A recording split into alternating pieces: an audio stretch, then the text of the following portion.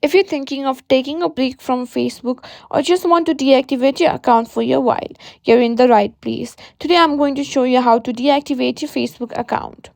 Now, first things first, open your Google Chrome and search for facebook.com. Make sure you're logged into your account. After that, go to the three horizontal bars, tap on Settings and Privacy, tap on See More in Account Center. Here, tap on Personal Details, tap on Account Ownership and Control. Go to Deactivation or Deletion. Choose your account which you want to deactivate.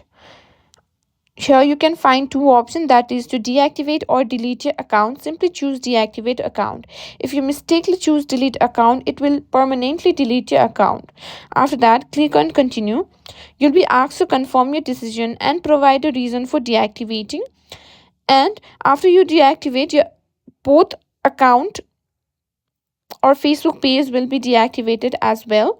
You may need to re-enter your Facebook password to continue. After that, your account will be deactivated.